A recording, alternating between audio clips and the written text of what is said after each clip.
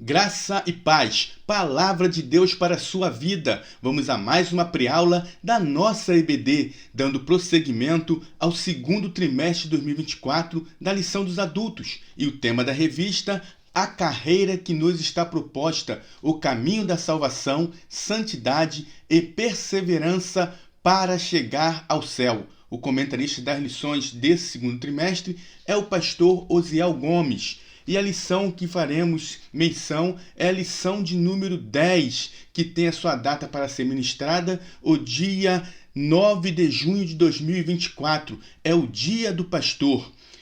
Tema da lição: desenvolvendo uma consciência de santidade. Texto áureo: segui a paz com todos e a santificação, sem a qual ninguém verá o Senhor. Está escrito no livro aos Hebreus, capítulo 12, versículo 14. Verdade prática: na jornada para o céu, devemos estar conscientes a respeito da necessidade de ter uma vida santa para nos encontrarmos com o Senhor. A leitura bíblica em classe encontra-se na primeira epístola do apóstolo Pedro, capítulo 1, do versículo 13 ao versículo 21. Introdução: o crente em Jesus que iniciou a sua jornada de fé com Cristo deve estar consciente a respeito de viver uma vida santa. Porque em Hebreus capítulo 12, versículo 14, que foi lido aqui no texto áureo, diz que sem a santificação ninguém verá o Senhor. Então é necessário que andemos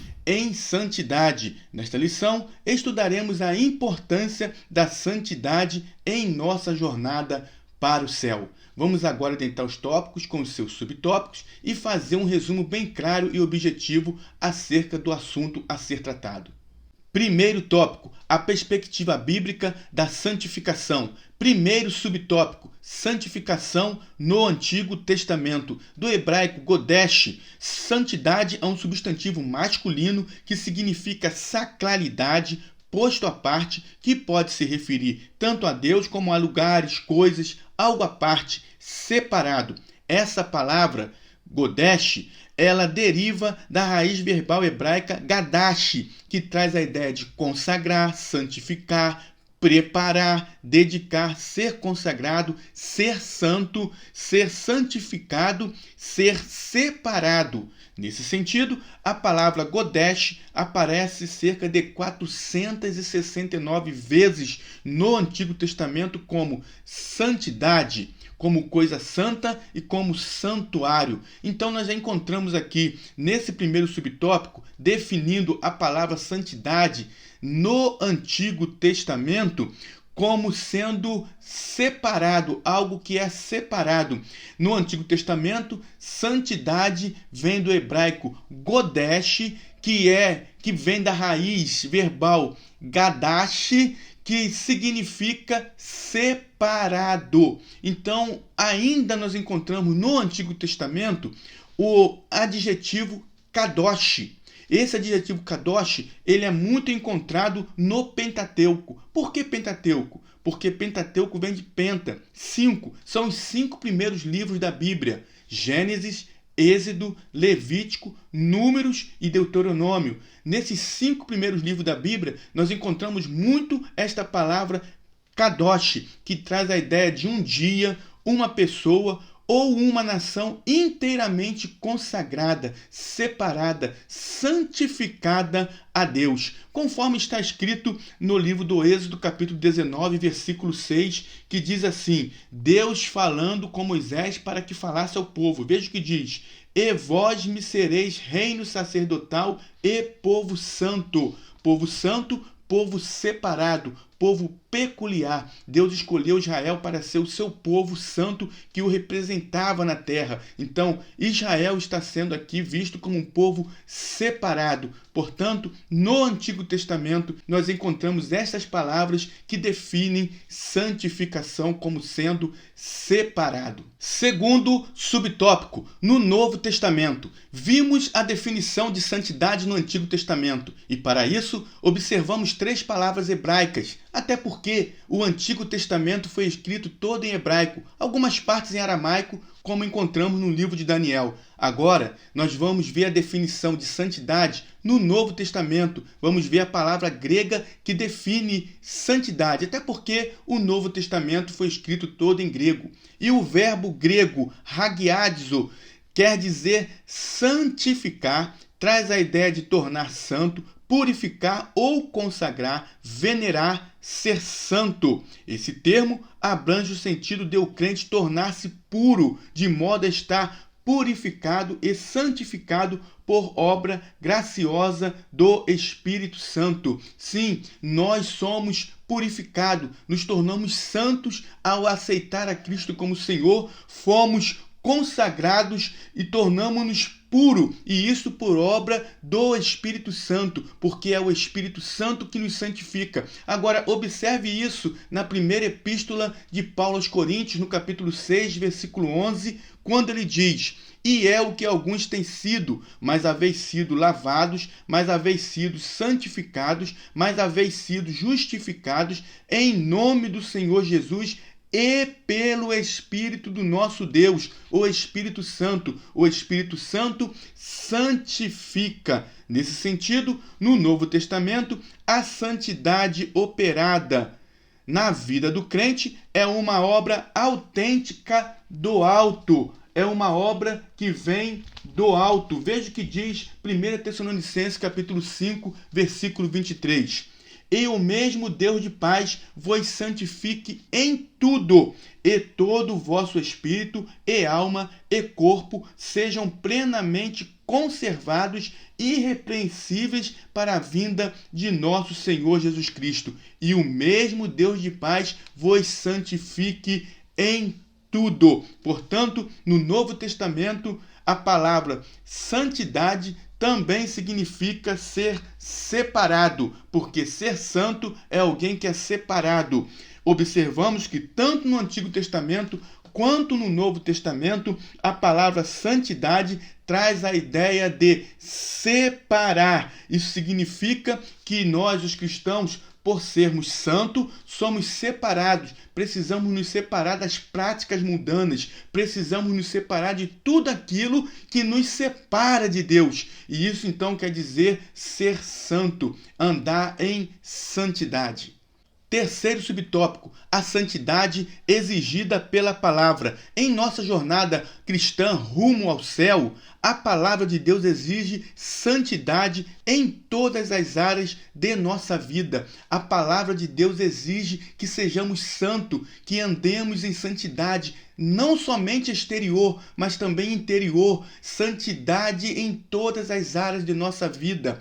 O texto que já lemos, que está escrito em 1 Tessalonicenses capítulo 5, no versículo 23, diz: e o mesmo Deus de paz vos santifique em tudo, e todo o vosso espírito, e alma, e corpo sejam plenamente conservados, irrepreensíveis, até a vinda de nosso Senhor Jesus Cristo. Então, precisamos ser santos em toda a nossa maneira de viver. Agora observe que a Bíblia ela exige que sejamos santos porque a palavra da verdade nos santifica. Isso é o que encontramos no Evangelho segundo escreveu João, capítulo 17, versículo 17, onde Jesus orando, é a oração sacerdotal, Jesus orando pelos seus discípulos, ele diz: santifica-os na verdade, a tua palavra é a verdade. Somos também santificados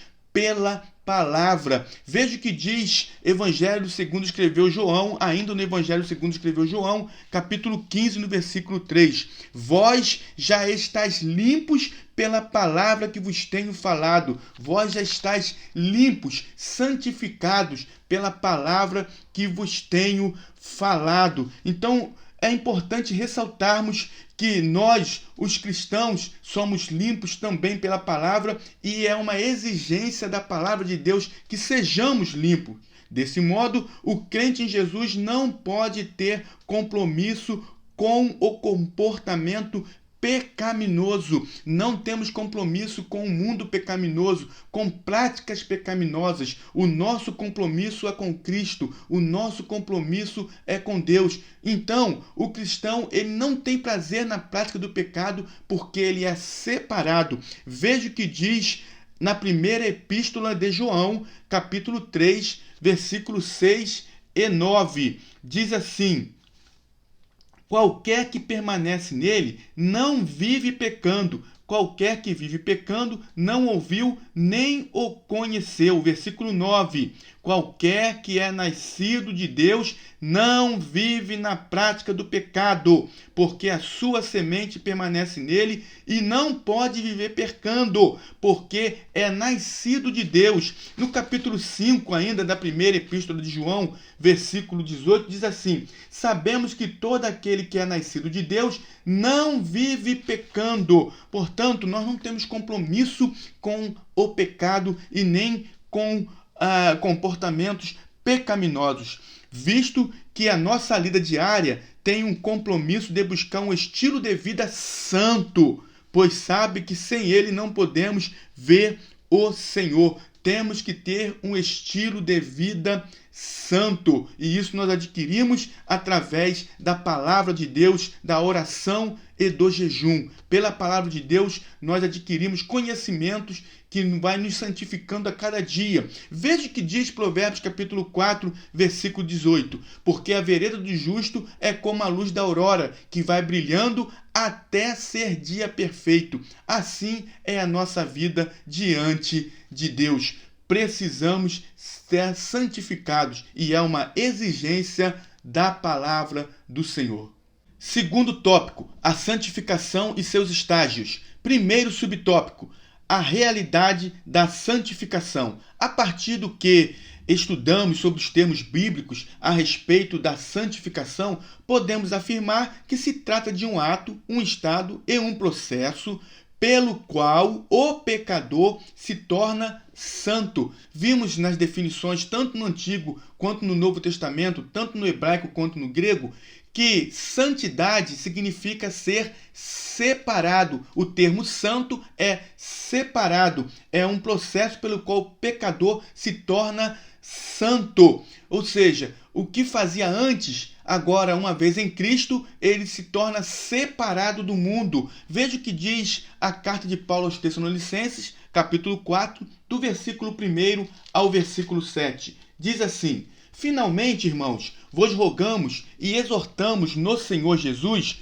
que, assim como recebeste de nós de que maneira convém andar e agradar a Deus, assim andai, para que continueis a progredir cada vez mais, porque vós bem sabeis que mandamentos vos temos dado pelo Senhor Jesus, porque esta é a vontade de Deus, a vossa santificação, que vos abstenhais da prostituição, que cada um de vós saiba possuir o seu vaso em santificação e honra, não na paixão da concupiscência, como os gentios que não conhecem a Deus. Ninguém oprima ou engane a seu irmão em negócio algum, porque o Senhor é vingador de todas essas coisas, como também antes vô-lo dissemos e testificamos. Agora veja o que diz o versículo 7. Porque não nos chamou Deus para a imundícia, mas para a santificação. Deus nos chamou para a santificação. Então, em primeiro lugar,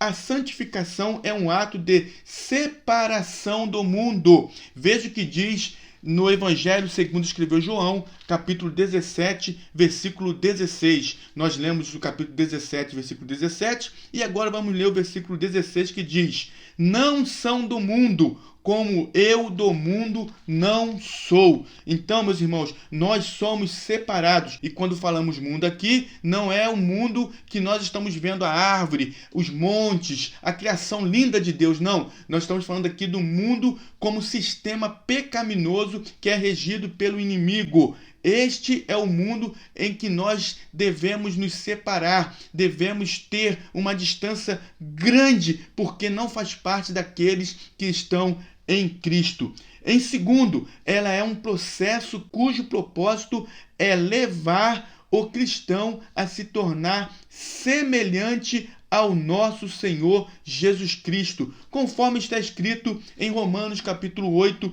no versículo 29. Eu quero ler para os irmãos, Romanos capítulo 8, versículo 29, diz assim: porque os que dantes conheceu, também os predestinou para serem conformes à imagem de seu filho, a fim de que ele seja o primogênito entre muitos irmãos. E o que nós queremos destacar nesse versículo é que diz, conforme a imagem de seu filho. Fomos chamados para a cada dia nos aperfeiçoarmos mais, estarmos mais consagrados a Deus, nos santificarmos mais, a fim de que tenhamos a imagem, tenhamos a semelhança da imagem de Cristo. Isto é o que diz a palavra do Senhor. Seremos semelhantes ao nosso Senhor Jesus Cristo. Assim, a santificação busca aperfeiçoar o crente de modo que a imagem de Cristo se reflita plenamente em sua vida, a fim de que nós sejamos a imagem do nosso Senhor,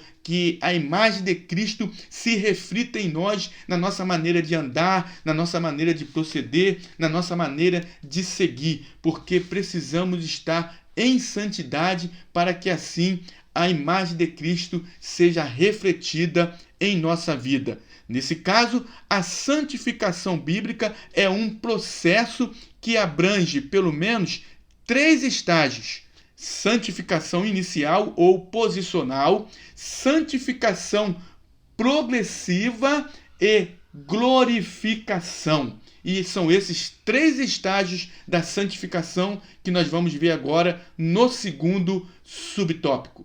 Segundo subtópico, 3 estágios da santificação. Em primeiro lugar, a santificação do crente inicia com um novo nascimento, pois, por intermédio do Espírito Santo, o crente é declarado justo diante de Deus, completamente regenerado, declarado sem pecado. Trata-se da santificação inicial ou posicional. Quando aceitamos a Cristo como Senhor, 3 fatos acontecem. Ocorre a justificação, a regeneração e a santificação. E o que é justificação? Justificação é quando nos tornamos justos diante de Deus, e isso por meio de Jesus Cristo, conforme está escrito em Romanos capítulo 5, versículo 1. Sendo, pois, justificados pela fé, temos paz com Deus por nosso Senhor Jesus Cristo. Agora, em Cristo, somos justos diante de Deus, mas temos também a regeneração, que é o nascer de novo. Agora, o homem, quando aceita Cristo, ele passa a ser uma nova criatura. Por quê? Porque agora o Espírito Santo realizou no seu interior uma obra que fez com que ele passe a ser um novo homem. A velha natureza, o velho homem fica para trás. Agora ele se torna uma nova criatura em Cristo, vivendo em novidade de vida. E nós também temos a santificação posicional. O que significa santificação posicional? É posicional porque acontece uma mudança no ser humano de pecador para santificado em Cristo. Agora ele se torna santificado em Cristo Jesus. É isso que o apóstolo Paulo diz em 1 Coríntios capítulo 6, versículo 11, que já lemos nessa lição.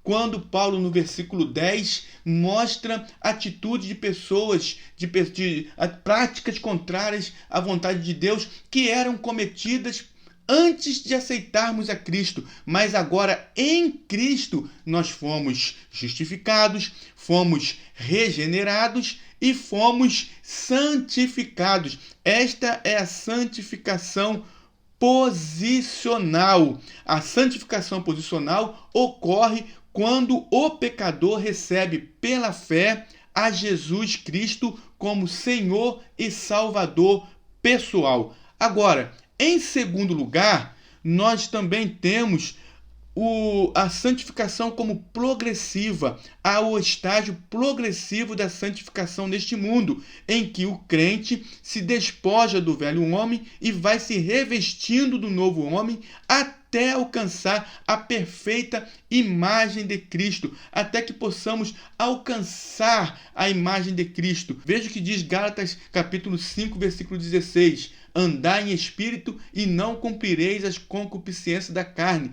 A santificação progressiva significa que devemos andar em espírito para que possamos nos santificar cada dia mais. Santificação progressiva significa ser mais santo do que ontem e amanhã mais santo do que hoje.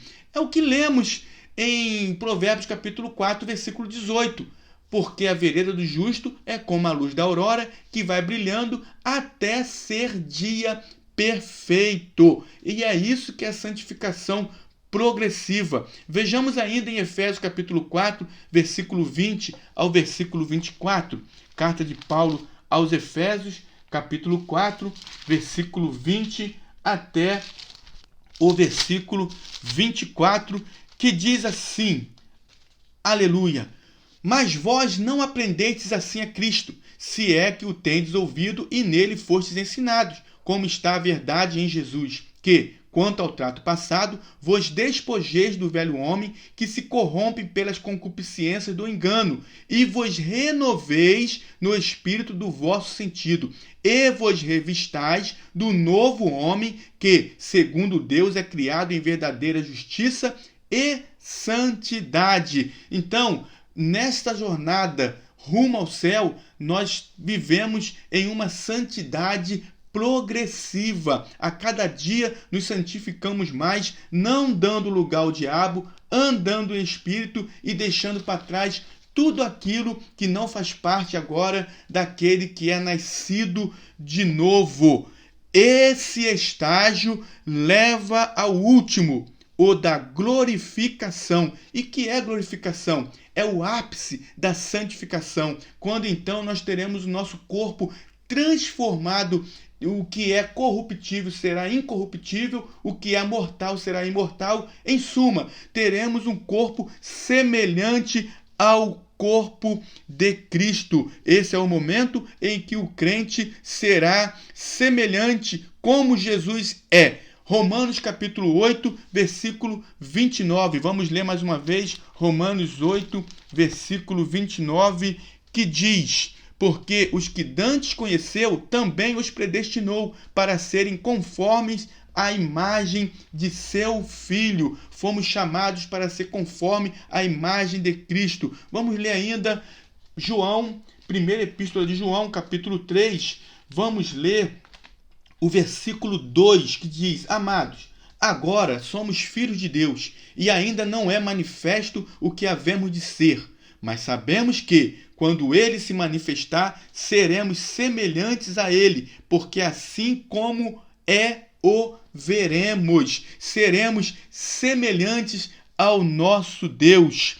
Esse momento em que o crente será como Jesus e receberá um corpo ressurreto, tal qual o do nosso Senhor, por ocasião da sua aparição após a ressurreição. Vamos ler 1 Tessalonicenses, capítulo 4, versículo 13. Primeira epístola de Paulo aos Tessalonicenses, capítulo 4, versículo 13 ao versículo 18. Diz assim: Não quero, porém, irmãos, que sejais ignorantes acerca dos que já dormem, para que não vos entristeçais como os demais que não têm esperança. Porque se cremos que Jesus morreu e ressuscitou, assim também aos que em Jesus dormem, Deus os tornará a trazer com ele. Dizemos-vos, pois, isto pela palavra do Senhor, que nós, os que ficarmos vivos para a vinda do Senhor, não precederemos os que dormem, porque o mesmo Senhor descerá do céu com alarido e com voz de arcanjo e com a trombeta de Deus, e os que morreram em Cristo ressuscitarão primeiro. Depois nós, os que ficarmos vivos, seremos arrebatados juntamente com eles nas nuvens a encontrar o Senhor nos ares, e assim estaremos sempre com o Senhor.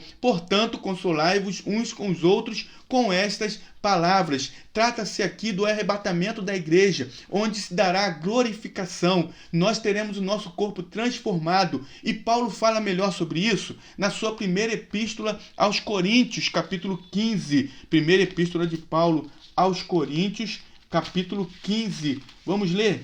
Primeira epístola de Paulo aos Coríntios, capítulo 15, que diz assim, vamos ler do versículo 51.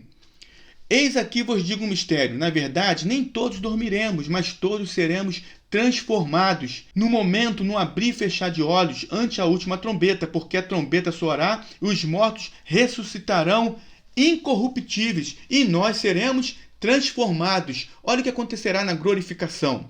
Por isso que nós teremos um corpo semelhante ao corpo de Cristo.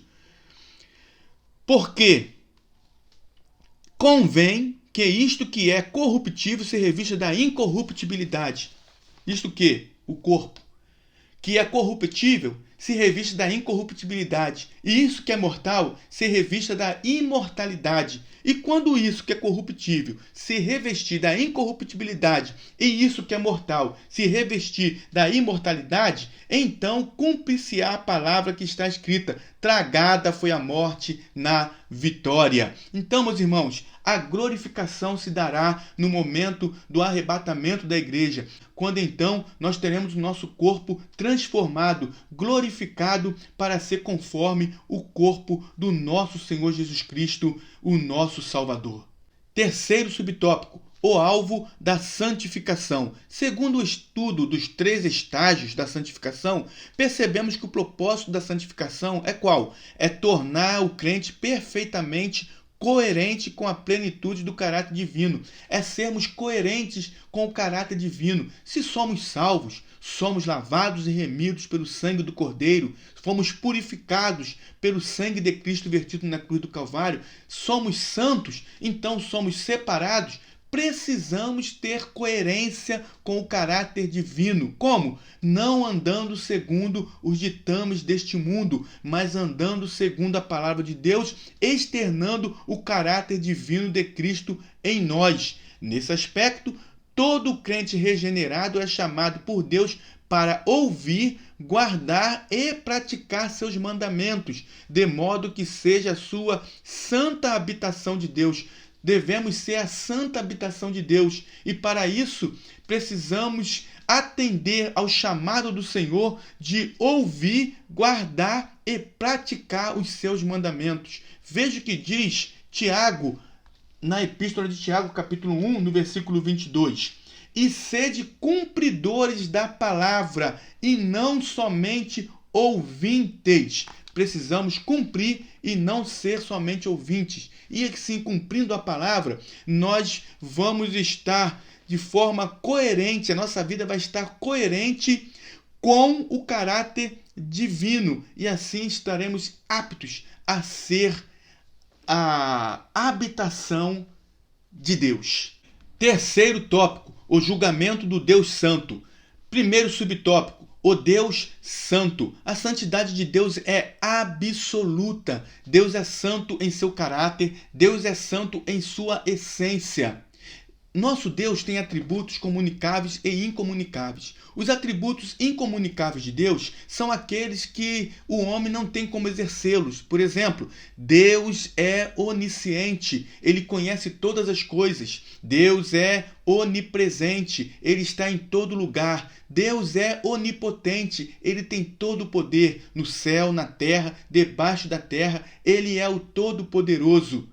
Agora, Deus também tem os seus atributos comunicáveis. Exemplo, Deus é amor, nós também podemos amar. Deus é justiça, nós também podemos exercer a justiça. Deus é santo, nós somos santos posicionalmente em Cristo Jesus e estamos nos santificando a cada dia na santificação progressiva. Portanto, Deus, ele é absolutamente santo. Só ele é absolutamente santo. E a Bíblia revela Deus como o Santo de Israel, conforme está escrito em Isaías capítulo 1, versículo 4, que diz assim: ai da nação pecadora, do povo carregado da iniquidade, da semente de malignos, dos filhos corruptores. Deixaram o Senhor, blasfemaram do Santo de Israel. Deus é revelado na Bíblia como sendo o Santo de Israel. Ele também é revelado na Bíblia com o nome santo, no livro do profeta Isaías, capítulo 57, Isaías, capítulo 57, versículo 15, também traz algo acerca disso, que diz: porque assim diz o alto e o sublime, que habita na eternidade, e cujo nome é Santo. O nome dele é Santo. Podemos ver ainda no profeta Isaías, no livro do profeta Isaías, os serafins declarando a sua santidade. Veja o que está escrito em Isaías capítulo 6, no versículo 3. Ainda no livro do profeta Isaías, capítulo 6, versículo 3, diz assim: e clamavam uns para os outros, dizendo, isso os serafins: Santo, Santo, Santo é o Senhor dos exércitos, toda a terra está cheia da sua glória. Temos também na Bíblia a sua santidade como sendo aquela em que ninguém pode se igualar. E em santidade ninguém pode se igualar a Deus.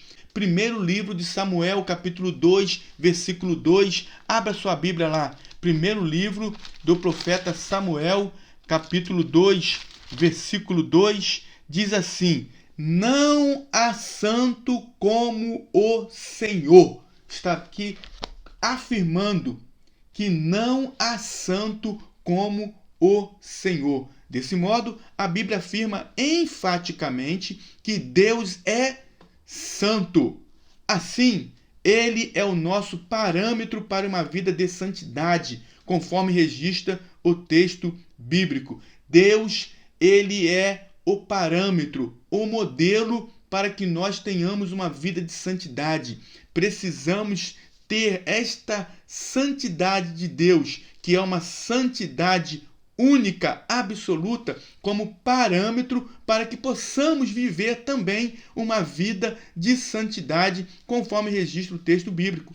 Santos sereis, porque eu, o Senhor, vosso Deus, sou santo. Isso está escrito no livro de Levítico, capítulo 19, versículo 2.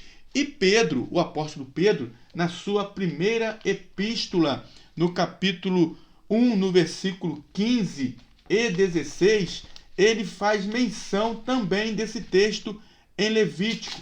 Veja o que Pedro diz: mas como é santo aquele que vos chamou, sede vós também santos em toda a vossa maneira de viver, porquanto escrito está: sede santos, porque eu sou santo. Pedro está citando aqui Levítico capítulo 19, versículo 2. Portanto, à luz da santidade de Deus, somos chamados a ser santos em nossa jornada.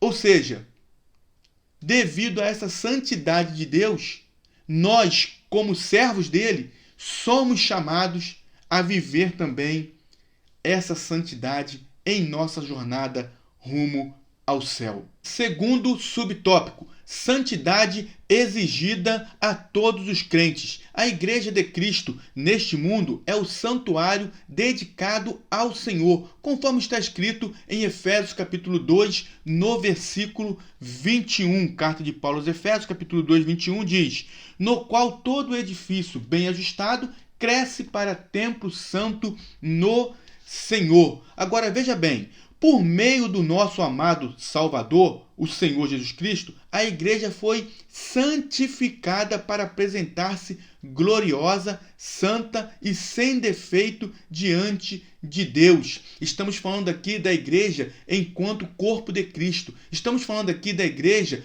como a igreja invisível, aquela que é formada por todos os santos de todas as eras. Esta igreja, ela foi santificada, ela está santificada em Cristo e ela é santificada para apresentar-se gloriosa, santa e sem defeito diante de Deus. A igreja é santa, o povo de Deus é santo. Veja o que está escrito em 1 Pedro, capítulo 2, versículo 9. Primeira epístola do apóstolo Pedro, capítulo 2, versículo 9, diz: mas vós sois a geração eleita, o sacerdócio real, a nação santa, o povo adquirido, para que anuncieis as virtudes daquele que vos chamou das trevas para a sua maravilhosa luz. Ou seja, nós somos a nação santa, somos separados para Deus, separados para o Senhor Jesus, para que nós possamos ser apresentada diante de Deus santa, sem defeito e gloriosa. Por isso, como membros do corpo de Cristo neste mundo, comprados pelo seu precioso sangue, somos exortados e convocados a andar em santidade. Por quê? Porque nós pertencemos a Cristo, a igreja do Senhor. E a igreja foi comprada não com prata, não com ouro, mas com o precioso sangue de Cristo, conforme está escrito na primeira epístola do apóstolo Pedro, capítulo 1, no versículo 18 e 19. Sabendo que não foi com coisas corruptíveis, como prata ou ouro, que fostes resgatados da vossa vã maneira de viver, que, por tradição, recebeste dos vossos pais, mas com o precioso sangue de Cristo, como de um cordeiro imaculado e incontaminado. Então fomos comprados pelo sangue precioso do nosso Senhor Jesus Cristo e somos então convocados a andar em santidade, conforme diz Mateus capítulo 5, 16. Portanto, resplandeça a vossa luz diante dos homens, para que vejam as vossas boas obras e glorifique vosso Pai que está nos céus. 1 Pedro capítulo 1, versículo 15 e 16, já lemos aqui, devemos ser santos porque o Senhor é santo. Filipenses capítulo 2, versículo 15, carta de Paulo aos Filipenses, capítulo 2, versículo 15, veja o que diz: para que sejais irrepreensíveis e sinceros, filhos de Deus inculpáveis no meio de uma geração corrompida e perversa, entre a qual resplandeceis como astros no mundo. Precisamos resplandecer como astros neste mundo, externando a santificação, sendo santo, separado de tudo o que o mundo pode oferecer. Terceiro subtópico: santidade e justiça de Deus. Biblicamente, a santidade e a justiça são atributos divinos que se relacionam. Nós já falamos aqui sobre os atributos comunicáveis e os atributos incomunicáveis de Deus. E a santidade e a justiça são atributos comunicáveis e esses atributos se relacionam. Como vimos, essa virtude aponta para a essência de Deus, que é totalmente puro. Falamos aqui que a santidade de Deus é absoluta. Como bem afirma João, ele é luz e nele não há treva alguma, conforme está escrito na primeira epístola de João, capítulo 1, versículo 5. Tudo em Deus é santo, puro e verdadeiro. A justiça dele aponta para a sua retidão, para a harmonia de sua justiça com a lei. Desse modo, compreender a santidade e a justiça de Deus como atributos é importante para reconhecermos que ele é santo, reto, justo e verdadeiro. Deus é santo, reto, justo e verdadeiro devido à sua santidade e justiça. E, portanto, e aí que é muito importante entendermos isso, é que por isso, jamais Deus deixará o ser humano impune diante de sua rebelião contra a sua santidade e justiça. Devido à sua santidade e justiça, devido a Deus ser reto, santo, justo e verdadeiro, ele jamais deixará que o ser humano fique impune quando ele vai contra a santidade e a justiça de Deus. Muita gente diz Deus é amor, e por isso que é bom a escola dominical para entendermos isso. Deus é amor, porque Deus permitiu isso? Porque isso aconteceu se Deus é amor? Deus é amor, mas ele também é santo e justo.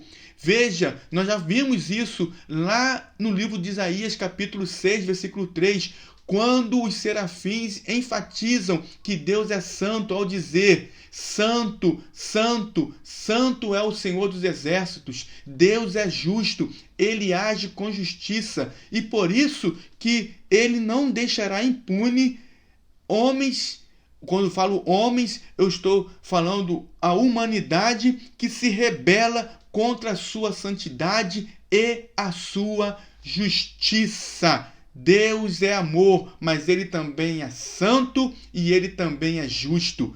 E como um Deus santo e justo, ele age com justiça. Portanto, sigamos a orientação bíblica de Hebreus capítulo 12, versículo 14. Segui a paz com todos e a santificação, sem a qual ninguém verá o Senhor. Sejamos santos, porque o nosso Deus é santo. Conclusão: na jornada para o céu, o cristão precisa desenvolver uma consciência da santidade de Deus para que possa tomá-la como o padrão perfeito de vida, como modelo, como paradigma. Devemos sempre progredir em santidade desde o momento em que iniciamos a vida com Cristo até o final de nossa jornada. É a santificação progressiva e devemos, durante toda a nossa jornada rumo ao céu, nos santificarmos a cada dia. Estamos no tempo de ser conscientes de que Deus ama a todos e não deseja que ninguém se perca. Todavia, os que rejeitam uma vida santa e se entregam ao pecado sofrerão a condenação eterna, pois santidade e justiça são atributos de Deus que não se contradizem. O que está querendo dizer aqui o comentarista pastor Osiel Gomes? Ele está querendo dizer que Deus quer que todos os homens se salvem. É isso que está escrito na primeira epístola de Paulo a Timóteo, no capítulo 2, no versículo 4, que quer que todos os homens se salvem e venham ao conhecimento da verdade. Mas aqueles que rejeitam essa verdade, aqueles que rejeitam a Jesus e se entregam ao pecado, sofrerão sim a condenação eterna, porque Deus é santo e é justo, e a santidade de Deus e a sua justiça não se contradizem. Portanto, nós que somos salvos, permaneçamos em santidade diante de Deus, nos afastando daquilo que nos afasta do Senhor, nos afastando do mundo pecaminoso, nos afastando de tudo aquilo que a Bíblia nos ensina que devemos nos afastar, para que possamos ter uma vida santa diante do Pai e assim sermos ávidos a estarmos preparados para o momento em que ele virá buscar a sua igreja e então nós teremos nosso corpo transformado à semelhança do corpo de Cristo. Inscreva-se em nosso canal, ative o sininho em todas as notificações, dê o seu melhor like e nos ajude em oração. A próxima aula é a aula de número 11 e vai tratar sobre o seguinte assunto: a realidade bíblica do inferno. Você não pode perder esta pré-aula. Deus abençoe a sua vida, Deus abençoe a sua família.